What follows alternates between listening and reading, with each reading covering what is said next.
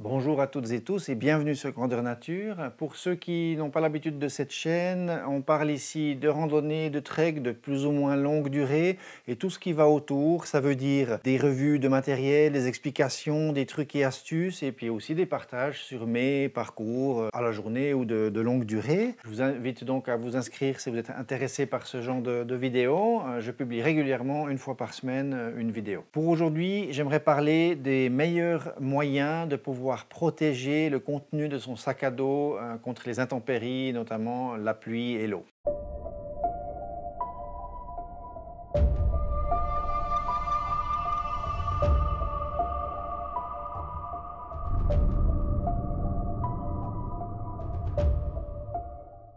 Avec les années, on prend de l'expérience, on teste des choses et puis surtout on vit des choses en vrai, en randonnée. Et puis il n'y a rien de tel, hein, c'est que toutes les théories et toutes les choses qu'on peut appliquer, qu'on peut vous dire au magasin, qu'on peut lire sur Internet, que vous pouvez entendre sur cette revue, il n'y a rien de tel que l'expérience personnelle. Il faut être conscient que ce qui va être confortable pour certains ne le sera pas pour d'autres. L'expérience personnelle, rien de tel, les choix aussi, mais en même temps, se faire guider pour des choses standards, c'est aussi important. C'est probablement pour ça que vous êtes ici en train de regarder cette vidéo, c'est que vous cherchez à savoir comment vous protéger de la pluie. J'avais publié une vidéo qui concerne comment gérer la pluie en randonnée, ça c'est une première chose, en parlant principalement de tous les aspects, mais en commençant par soi-même, l'habillement, des choses comme ça. Je vous invite à la regarder, elle est assez complète aussi par rapport aux expériences. Sur le terrain, il pleut pour de vrai, et puis on regarde ensemble qu'est-ce qu'on peut faire.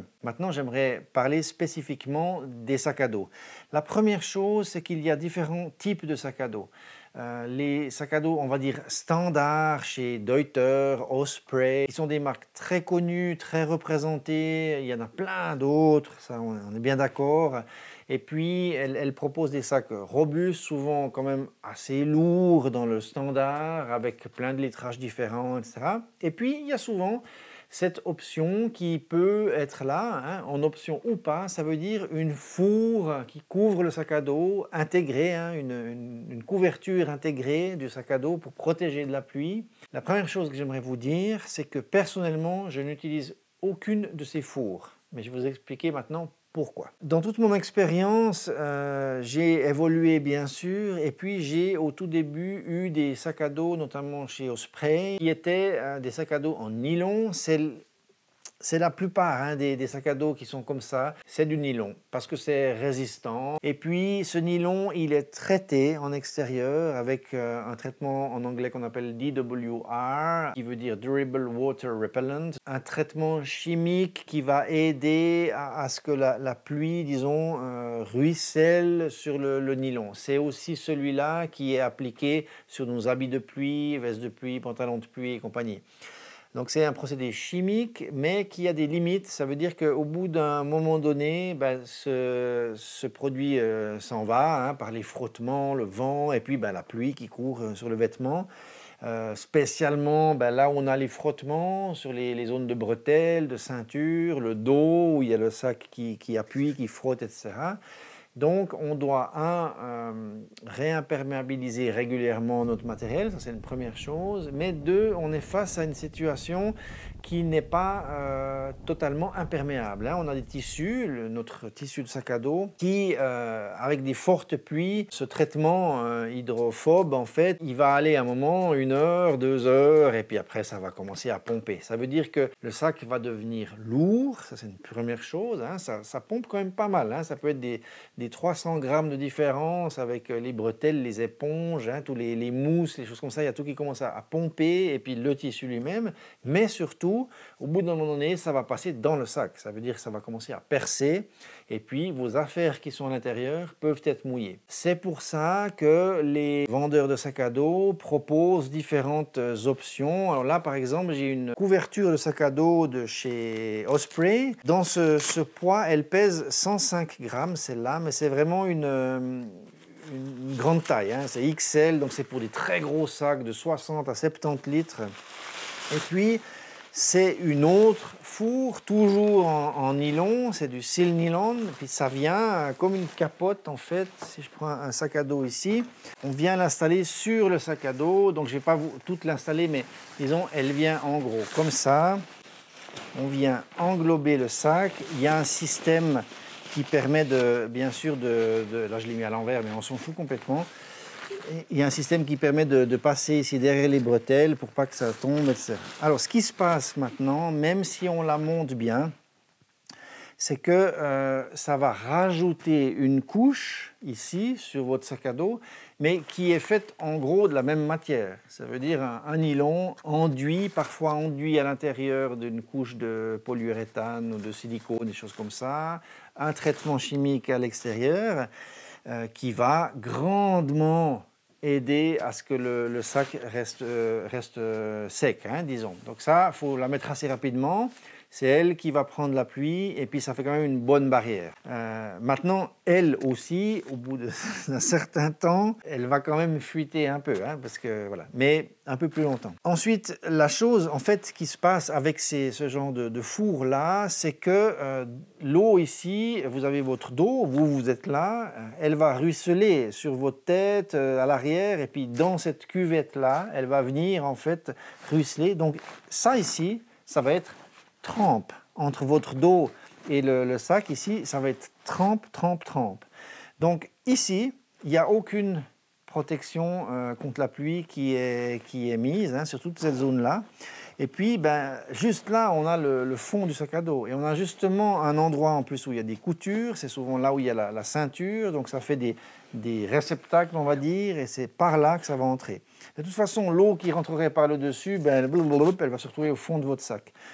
Donc, au bout d'un moment donné, et je parle aussi par expérience, si vraiment c'est des pluies fortes, hein, on ne parle pas d'une petite heure de pluie, là, il n'y a aucun souci, mais on parle de journées où les conditions sont plus difficiles, vous pouvez avoir de l'eau qui va au fond du sac malgré une protection comme ça. C'est un certain poids que vous portez, celui-là il est à 105 grammes, peut-être que la vôtre pour une taille plus petite, un litrage plus petit, pèse 50 grammes, 60 grammes, 70 grammes, enfin voilà. Ce n'est pas une protection, on va dire, fiable à 100%. Une solution que j'ai assez rapidement abandonnée, hein, très rapidement même. Ce qu'il faut savoir de toute façon, une règle générale à appliquer pour la protection de votre matériel dans le sac à dos face aux intempéries, c'est de multiplier les barrières. Ça, c'est un exemple, hein. Vous avez une première barrière avec votre sac à dos, hein, son tissu. Vous avez une deuxième barrière ici. Par contre, elle a une faille. C'est juste ça le petit souci. Donc, le but, c'est d'arriver à vraiment multiplier ces barrières pour que si un peu d'eau pénètre, qu'il y ait un tissu ensuite et puis éventuellement même un autre. C'est pour ça que beaucoup d'entre vous connaissent ça. On utilise des sacs étanches, hein, des dry bags en anglais. Il y a différentes techniques, mais disons la plus connue, c'est des systèmes d'enroulement ici. Donc on met notre matériel dedans, on fait plusieurs tours ici, et puis on vient clipper. Voilà, contenant avec différents litrages et de différentes qualités. Alors ici, c'est par exemple un très connu Cito-Summit avec le Nano Ultra Seal, donc c'est vraiment très fin. Celui-là pèse, c'est pas 13, je sais plus, mais c'est quand même déjà 40. Ah je peux le peser ici. Voilà, donc celui-là par exemple de 13 litres pèse 26 grammes, donc c'est relativement léger, mais c'est pas quelque chose, et je l'ai testé, qui tient super bien. J'ai eu un sac de couchage au fond de mon sac à dos avec une entrée d'eau qui a eu lieu. Il a un petit peu baigné, il n'y avait pas beaucoup, hein, mais il a un peu baigné dedans, et puis ça a traversé, parce que ça touche, puis ça frotte sans arrêt au fond du sac à dos, il y a des mouvements, et puis du coup, voilà, ça rentre, malgré tout. Hein, c'est du nylon, comme cette fourre-là, comme votre sac à dos, par exemple. Donc ça fait une barrière supplémentaire, mais il y en a des versions qui ne sont pas les nano, ultra seal, etc., mais un petit peu plus lourdes, donc on monte dans le grammage pour arriver à quelque chose de plus étanche. Ça, c'est une première chose. Alors, ce que j'ai choisi, moi, c'est un double choix. Ça veut dire, j'ai commencé à acheter des sacs à dos qui soient un peu plus technique et fait dans des tissus qui vont avoir une meilleure résistance aux intempéries. Donc la première barrière, si on veut, pour moi, c'est mon sac à dos. Ça, c'est un tissu qui est en nylon ici, ça c'est du nylon 30 deniers, mais qui est imprégné à l'intérieur d'une couche en polyuréthane et silicone. Donc c'est vraiment, ici, on a quelque chose qui va quand même beaucoup plus résister qu'un sac standard de chez Osprey et compagnie. C'est plus résistant à l'abrasion. Il y a un quadrillage en Dyneema ici qui est les quadrillages blancs pour vraiment plus de résistance. Et puis le tissu va prendre un peu l'eau sur l'extérieur, comme un sac à dos nylon standard, mais il y a une autre couche à l'intérieur qui va aider. Ceci dit, on est tous d'accord que là où il y a des coutures, s'il n'y a pas de chose qui est faite, ben, l'aiguille, elle traverse, elle fait un trou avec du fil, donc ce fil va pomper, ou éventuellement le trou de l'aiguille va faire des possibilités de rentrée d'eau partout où il y a des coutures. Et ça, c'est inévitable, sauf d'avoir vraiment ces sacs à dos pour le kayak, qui sont un tube entier en toile cirée thermocollée par enroulement, puis là, c'est du 100% étanche, garanti. Mais ici, on a voilà, des sacs à dos de randonnée, donc on n'en est pas là. Maintenant, ce sac-là, ben, sa particularité, c'est un sac Zipax, le Arc Hole, celui-là. À l'intérieur, là où il y a les coutures, il y a un scotch Dyneema très fort, très résistant, qui est étanche et puis qui vient sceller un peu ces coutures et qui aide encore à avoir moins de rentrée d'eau possible. Donc il tient déjà pas mal. Mais on peut avoir quand même des rentrées d'eau un petit peu. Ensuite, j'ai eu d'autres sacs de chez Zipax, ou le dernier que je me suis fabriqué moi-même, qui sont faits en Dyneema, qui est un tissu moins résistant que le nylon Ultrasil ou Ripstop nylon, mais qui apporte, lui, une étanchéité totale. Le tissu est 100% étanche et ne prend pas l'eau. Premièrement, le sac ne va pas devenir lourd et flop comme ça parce qu'il aura pompé, le tissu n'aura pas pompé d'eau, la première chose. Et en plus, vraiment, il est complètement étanche. Par contre, même le Dyneema, là où il y a les coutures, il peut y avoir des entrées d'eau, donc on doit aussi le sceller depuis l'intérieur. Et puis à ce moment-là, on a un sac qui est quasiment étanche, il ne faut jamais dire complètement, mais disons qui vraiment a des bonnes résistances déjà par rapport aux intempéries. C'est la première chose. Malgré un sac en Dyneema ou disons avec des tissus très techniques, chers et compagnie, on peut avoir des entrées d'eau comme on l'a vu. Donc ensuite, moi ce que je cherche à faire avant la barrière ultime du contenant à l'intérieur du sac à dos où j'ai par exemple mon appareil photo ou l'électronique ici dedans, je vais avoir ce qu'on appelle un liner. Donc c'est un sac étanche que je mets dans le sac. Un sac dans le sac, un grand sac dans mon sac. Le plus simple que vous pouvez faire, c'est un sac de poubelle. Alors, pas le plus fin quand même. Ici, j'ai un exemple de 60 litres. Puis lui, il va être complètement étanche. C'est vraiment très résistant ça. Je vais pouvoir ouvrir mon sac à dos vide. Je vais mettre ce sac de poubelle à l'intérieur et puis mettre mes éléments, y compris ceux-là, dans mon sac. Donc j'aurai une première barrière, le sac à dos, une deuxième barrière, le liner, celui-là, et une troisième barrière, celle-là. Et là, vous êtes bon. Vous êtes bon, il n'y a pas de souci. Un sac comme ça, c'est une bonne qualité, c'est un 60 litres, il pèse 43 grammes. Ça se trouve partout, c'est pas cher, enfin, etc. Mais ça résiste pas. Hein. Donc là, j'appuie un petit peu, vous voyez mon pouce qui sort, et puis après, il y a le trou très facilement. On le pince avec une cartouche de gaz, par exemple, direct. Hein. Il y a les trous, juste avec l'usure de la cartouche de gaz ou du sac de nourriture. Ça se trouve tout de suite. C'est pas cher, c'est pas super léger, mais 43 grammes c'est bien. Et puis ça se trouve facilement. Ok. Par contre, ça fait beaucoup d'utilisation de plastique. En gros, si vous faites à chaque 4-5 jours de rando, vous pouvez le changer, hein, suivant votre remplissage. C'est pas très durable. Donc on essaie d'éviter, hein, on essaye avec le plastique. Vous avez d'autres solutions. Alors, je vais prendre en premier la solution, les Américains. Vous allez toujours entendre parler des Trash Compactor Bags. En fait, c'est des Sacs poubelles, on en entend beaucoup parler sur les revues américaines, on les voit aussi beaucoup avec ces sacs blancs justement. Moi j'ai voulu comprendre qu'est-ce que c'était ce trash compactor bag, donc j'en ai commandé des vrais hein, de là-bas dans un envoi qui était fait avec du matériel plus conséquent. Je n'ai pas juste commandé des sacs poubelles là-bas, ce serait un peu stupide. Mais j'ai ajouté à une grosse commande voilà, un paquet de sacs poubelles pour voir ce que c'était. En fait, celui-là pèse 74 grammes. L'avantage qu'il a, c'est d'être blanc. Donc, il laisse l'entrée de la lumière. On voit mieux quand on fouille dans le sac. Personnellement, j'utilise un sac avec un seul compartiment principal. Il n'y a pas de poche, de zip, d'accès latéraux. Donc, je dois aller chercher dans mon sac, mais je suis bien organisé, il n'y a aucun souci. Bon, qu'est-ce qu'il a de plus? C'est un sac poubelle simplement un petit peu plus résistant. Donc, on arrive à pousser, mais il faut mettre beaucoup plus de force. Puis surtout, on peut continuer. Voilà, maintenant, là, j'ai fait un trou, mais j'ai pressé fort. Hein. Donc, il va se déformer très loin. Ah, voilà, il n'a même pas pété. Voilà. Il va se déformer très loin avant de péter. Il est quand même plus épais. Alors, il est plus lourd. Hein. Il fait 75 grammes. C'est 30 grammes de plus que celui-là. Pour un peu plus de litrage, un tout petit peu plus. Peut-être c'est un 50 litres, ça, quelque chose comme ça. Mais vous voyez, il se déforme, mais il ne pète pas.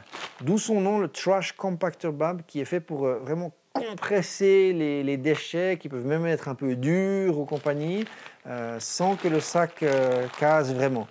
Beaucoup plus durable, relativement lourd. J'ai cherché ensuite en Suisse, c'était toujours pour mes randonnées, hein, pour améliorer.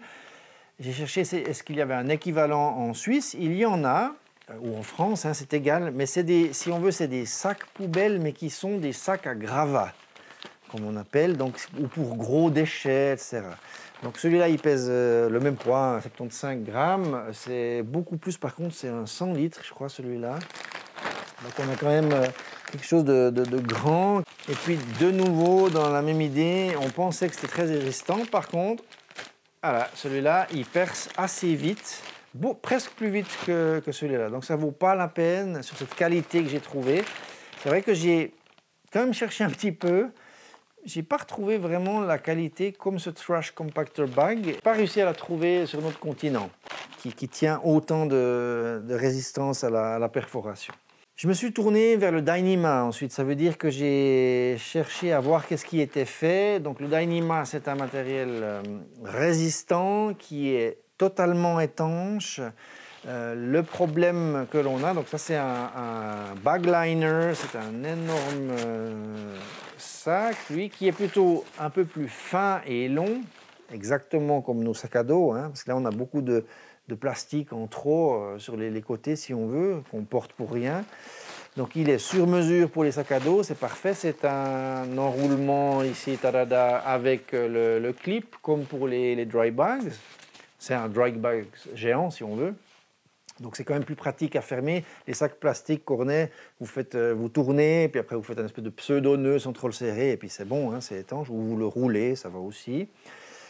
En Dyneema, par contre, le Dyneema, il ne peut pas être thermocollé comme ces sacs-là. Donc, il y a une couture en bas et puis une couture sur le flanc ici. Hein, il y a un L qui est avec le scotch Dyneema à l'intérieur pour le rendre étanche. Le premier que j'avais reçu, neuf, fuyait. Parce que moi, j'étais sous, hein, je gonfle, je fous ça sous l'eau et puis je regarde si ça goûte. Je l'ai renvoyé, ils me l'ont repris sans discussion. Bon, ils m'ont renvoyé un qui est, lui, cette fois étanche. Il pèse 50 grammes. Donc c'est relativement bien léger, hein, 50 grammes, c'est chouette, c'est quasiment comme ça. Par contre, c'est beaucoup plus durable qu'un sac poubelle. Ça, c'est quand même chouette. Et puis, pour un poids quasiment identique.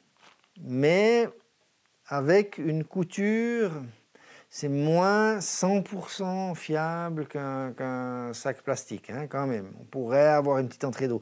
Maintenant, ça reste tellement limite. Donc, si on a le sac à dos, plus ça, plus encore quelque chose dans lequel on met notre sac de couchage, bon, on a quand même 3 barrières. Vous allez dormir au sec. Hein. C'est quand il fait une semaine de pluie. Là, on pourrait avoir peut-être un petit souci. Donc, Il n'y a pas de solution absolument parfaite. Pour le moment, voilà, j'ai testé ça et puis je suis arrivé à encore autre chose. Après avoir testé sur plusieurs années ces différentes solutions, je me suis encore renseigné, j'ai, comme vous, regardé des vidéos, lu des articles. Et puis, il y a un matériel qui est assez sympa qui s'appelle le Nilofume. Nilofume, en fait, c'est des sacs plastiques, hein, voilà, on est toujours dans des sacs plastiques.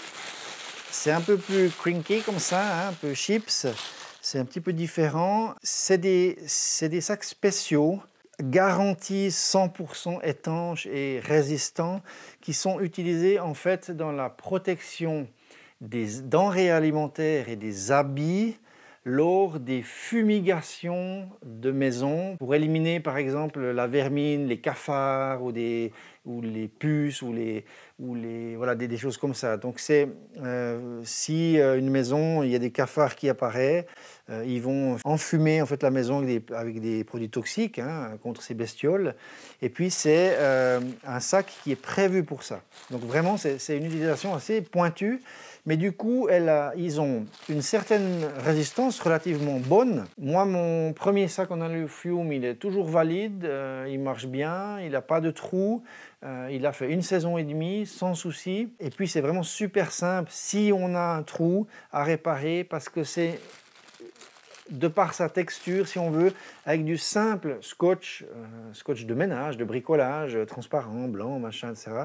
Si vous avez une fente comme ça, vous collez, c'est totalement étanche et ça tient super bien dessus. Donc ça, c'est vraiment chouette pour réparer. C'est comme le polycryo qu'on met sous les tentes, hein, ce genre de truc transparent, un peu comme les couvertures de survie. Si vous faites au scotch, c'est réparé, pas de souci. Donc facilement réparable avec un truc lambda qu'on trouve tous les jours, résistant, totalement étanche, c'est chouette. Ensuite ici, vous voyez un truc bizarre, c'est simplement que moi j'ai joint l'utile à l'agréable, ce liner pour mon sac à dos. Ici j'ai découpé sur le sac de gonflage de mon matelas de camping, j'ai découpé la valve et puis je l'ai collé, je fais un trou, collé ici, plus renforcé avec du scotch, c'est cette zone un peu bizarre qu'on voit autour, un peu beige là comme ça, pour éviter trop de force comme ça entre un opercule rigide et puis le sac.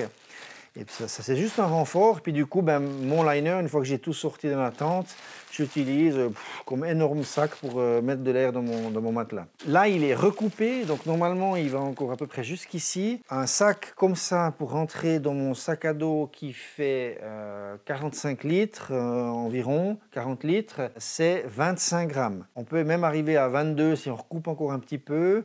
Et puis, j'ai moi 30 grammes avec la valve qui rajoute un petit peu de poids. Mais disons qu'avec un 25 grammes, vous avez un liner, donc c'est moitié poids quasiment que les sacs poubelles. C'est tout résistant. Le seul problème, voilà, le seul problème, c'est de les trouver. On en trouve certains sur eBay. Je suis en train de chercher une source fiable. Simplement, c'est un peu compliqué et puis il faudrait avoir des bons prix parce qu'il y a une espèce d'exagération qui est faite. Voilà, si j'ai une source, je la fournirai à grandeur nature parce que c'est vraiment à mon avis, le meilleur compromis. Poids, durabilité, étanchéité, c'est vraiment top. Moi, j'utilise plus que ça maintenant. Tout le reste reste à la maison. Et puis, je fais encore différemment. Ça veut dire qu'au lieu d'utiliser ça, j'ai un sac en Dyneema qui, lui, est déjà très, très résistant aux intempéries. Et puis ensuite, je mets ici au fond mon sac de couchage, mes habits de rechange. Je compresse tout. Ça devient au fond un gros sac comme ça, au fond de mon sac à dos.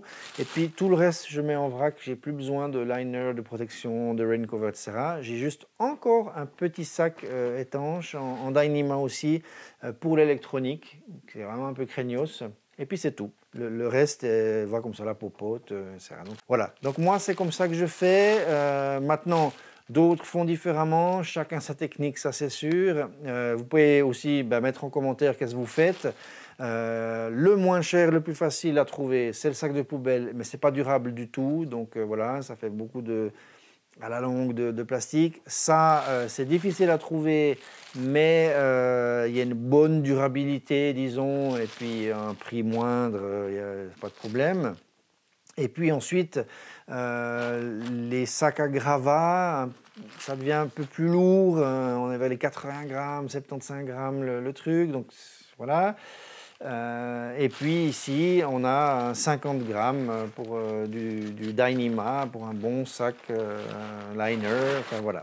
À chacun ses techniques, essayez de faire au mieux, mais si c'est avec des choses simples, comme des sacs en nylon standard, pas Dyneema, un sac à dos de chez Decathlon par exemple, vous pouvez prendre l'option sac de poubelle pour bien protéger vos affaires globalement dedans, et puis avoir encore une troisième barrière pour les choses critiques, c'est le sac de couchage et des habits de rechange pour la nuit. Le reste, c'est moins grave, c'est pas vital. Voilà. Il y a l'électronique, on est bien d'accord, donc vous pouvez l'inclure dans ce liner, par exemple.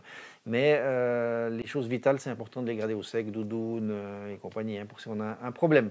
Voilà, j'espère que cette vidéo vous a plu, vous avez pu trouver 2-3 informations. Et puis, si c'est le cas, merci de me mettre un petit like. N'hésitez pas à vous abonner pour les prochaines vidéos, trucs, astuces, rando, etc. Surtout, bonne randonnée, amusez-vous bien et à la prochaine. Ciao, bye bye.